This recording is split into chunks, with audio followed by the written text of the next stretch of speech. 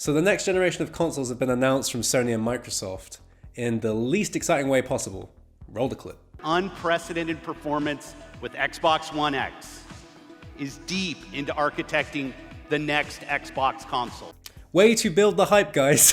So far we know absolutely nothing, and Sony and Microsoft are just like, we're working on it over here. But a few details have managed to leak out, so I thought it'd be fun to wildly speculate based on those details and make wildly inaccurate claims. Sound like fun? First off is Microsoft with the Xbox Scarlet.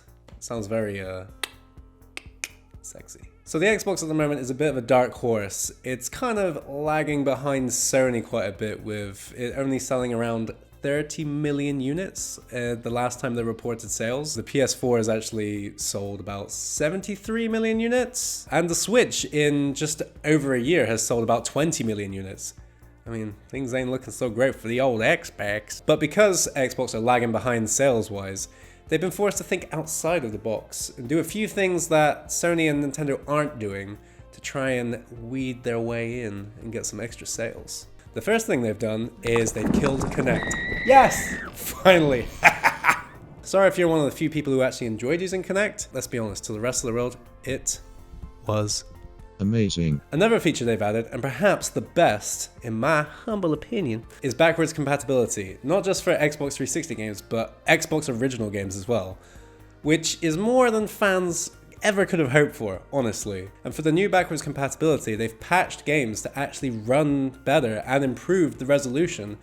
And if you're playing on an Xbox One X, some games actually support up to 4K rendering. I have to admit, this is just amazing, and it's really tempted me to go and get an Xbox One X. So the original Xbox One design left a lot of fans underwhelmed with its low-tech VCR-like design. I mean, look at that thing, it's ugly. So Microsoft decided to update it with a new, slimmer, sexier version, if I do say so myself. The Xbox One X. The original Xbox 360 does look like something you'd see in a hospital. So Bill Gates comes in, he kicks down the door and he's like, yo, this Xbox One is fugly. We want you to make a new slim design. So they're like, okay, Bill, don't hurt me anymore. So they made him the Xbox One S, which looks a lot nicer. It also harbors some additional features besides looking sweet as. So the CPU is a little bit faster, so games with unlocked frame rates can actually play a little bit smoother. But wait, there's more! They also added HDR support and a 4K Blu-ray player, something that Sony, the creator of the Blu-ray, haven't actually included in any of their consoles. What you doing, Sony? What you doing, Sony? And if that's not enough for you, you greedy scamps, they also released the Xbox One X, a far more powerful version than any console that's actually on the market right now. It is amazing, but it's gonna cost you. Ho, ho, ho. That's a pricey console. So let's talk about the future of Xbox.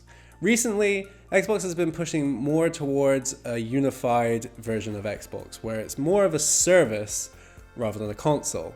Seeing as now you can play Xbox One games on Windows 10. Pretty much every exclusive that's out for the Xbox One, you can play on a Windows 10 PC, which is pretty dope. And also, crossplay is enabled. Sony, your move. At E3, your boy Phil Spencer got up on stage and he was emphasizing the fact that Xbox wants to be available everywhere, not just on an Xbox console. They're looking to the future of streaming through any device, anywhere, which is quite interesting and points to the future of them maybe not focusing so much on consoles and more on Xbox as a service. For example, at the moment, Xbox already have a service called Xbox Game Pass, which only costs $7.99 a month and includes over 100 games already, and pretty much every Xbox exclusive. And you also get access to all Xbox One new exclusives day one.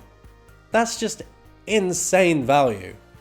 I promise you we're not sponsored by Xbox. So recently, Xbox also announced another service called Xbox All Access, which for a small monthly fee grants you an Xbox One console, Xbox Live, and Xbox Live Game Pass, all for one monthly low price, and you don't pay any interest, and you get to keep the console at the end, so it just works out better for you in the long run. Damn, Microsoft, you really need to chill. You're really just trying to slam an Xbox into everyone's hands, not giving anyone an exclusive. I can't afford one. Too bad, there's this new plan. You go buy one. In the US at least. Unfortunately, Xbox All Access is not available here. Damn it, they have all the best things in the US. Boo Berry, that great cereal. Pop-Tarts, the best flavors. We only have strawberry. Regis.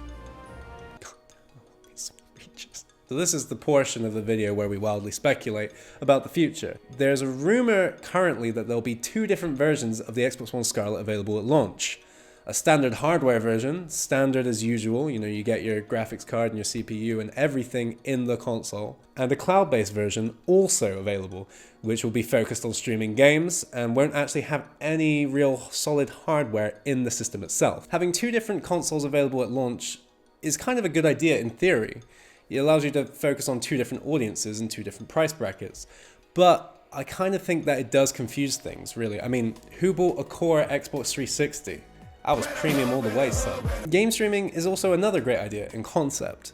I really love the idea of being able to play any game from any platform on just one thing, having like a unified gaming box where you can play whatever you want. I think that's great.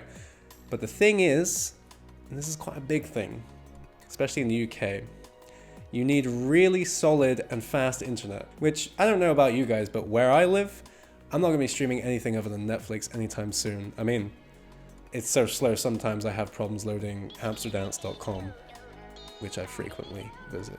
So this is what I'm hoping for the next Xbox. I'm really hoping that Microsoft are going to continue with their commitment to backwards compatibility, making every single game that was available on the original Xbox and Xbox 360 available on Xbox One, and hopefully Scarlet. I'm hoping all of it, day one, will work. I think that'd be great. I know that's a big ask. I think with the Xbox One X, with its more unified approach, call me crazy, but I have this feeling, because it's released so recently and it's so powerful, it could be possible that Xbox Scarlet games could be playable on Xbox One X, maybe at a lower resolution, like only rendering at 1080p, but I just feel like it's possible with this whole new unified approach that Xbox are taking. It seems like Xbox as a whole, rather than just this box plays this and this box plays this. Don't look at me like that. A man can dream, damn it.